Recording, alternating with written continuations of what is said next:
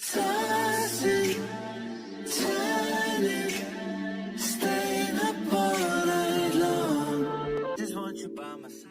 Chapter 5 I am about to die, Harry thought frantically, pressing himself and Hermione back into the furthest corner of the library, wide eyes fixed on the maelstrom of rage and malice shrieking into existence around the previously amiable figure of death.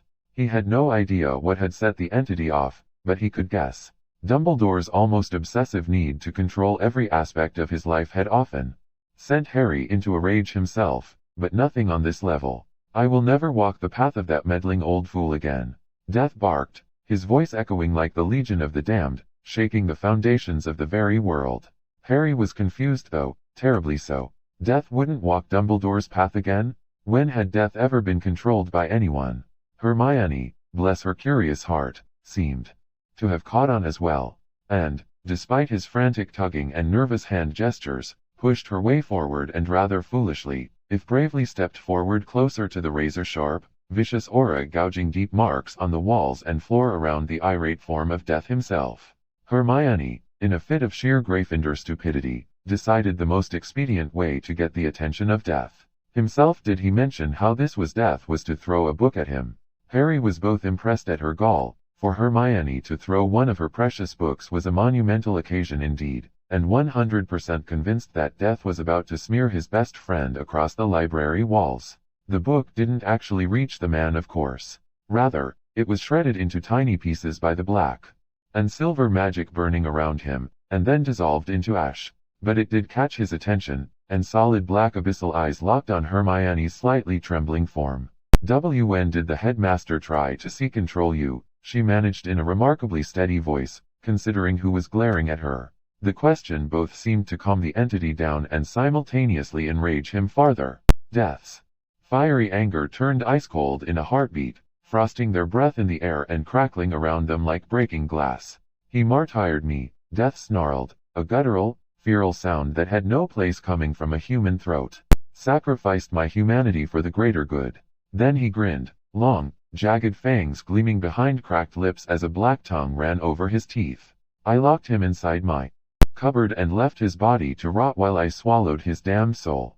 Death's smile was all teeth, vindictive pleasure all but radiated from him as his frozen magic slowed down and returned to the same heart-stopping aura from his arrival. "He was the last mortal to ever try and control me. I made sure of it."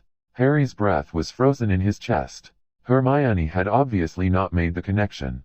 He just had, and he honestly was in no hurry to enlighten her. His eyes darted all over Death's face, his form, his shadow-like hair, his absinthe eyes. How did he not notice this before? Death caught his eye and that wild grin was back, the oppressive aura gone like it had never been.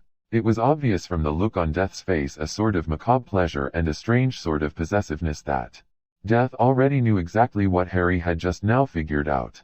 Harry could barely hear past the blood thundering through his ears, and could only be grateful that Hermione was currently distracted trying to set the library to rights. Good to know her priorities have been straightened out.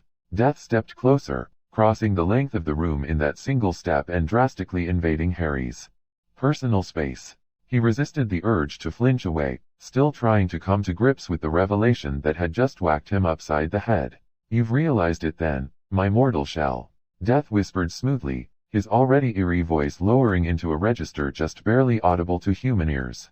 And if he hadn't been sure before, hearing Death call him that merely confirmed it. "Yes, little wizard. See what your headmaster has done to me, to us." Death spread out his hands as if in supplication, but all it did was draw Harry's attention to the unnatural, skeletal limbs and two long fingers. Death's hands made corpses look portly. Gifted the infamous invisibility cloak of Ignotus, groomed for the Elder Wand of Antioch, and tricked into retrieving the resurrection stone of Cadmus. Death reached out, as if to grasp his face in both hands, but they settled on the wall behind his head instead, looming over him, killing Curse eyes bleeding black. "Look at me, my mortal shell. Look at what your precious headmaster has done to me." Death's whisper-soft voice turned mournful, and it reminded Harry of weeping children and a mother screaming out to take her instead and spare her. "Son, I have not touched a living being in millions of years. Millions, my shell." Death's long fingers trembled where they were pressed against the wall, curling slightly as if attempting to claw through the stone. Death's head lowered, hair like wisps of shadow and fire surrounding him like a living mane.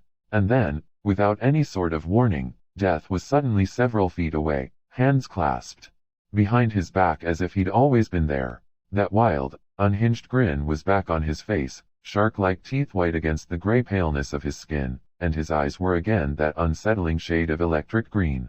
Harry rather doubted his alternate self Death was entirely sane, and wondered why it had taken him so long to reach this conclusion.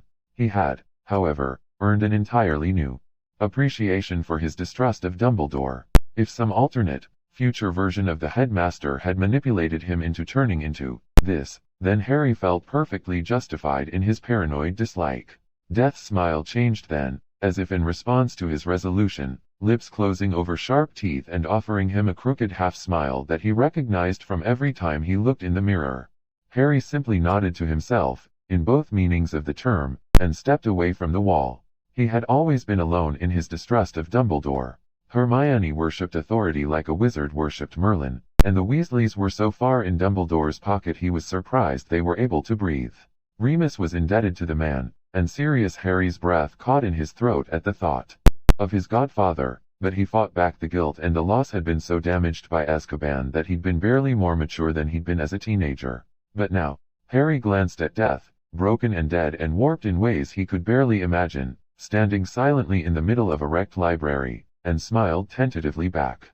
Death's return grin was both blinding and terrifying, full of needles and fangs and darkness, but Harry didn't really mind. He'd never trusted anyone but himself. Not really. He supposed it made sense to trust this other version of him, then, no matter how frightening or powerful or inhuman he might be. After all, they were almost like family, and he'd always wanted one of those. That's the end of this chapter. Thanks for listening. Be sure to like and subscribe for more and to help this channel grow. See you next time. Bye bye bye.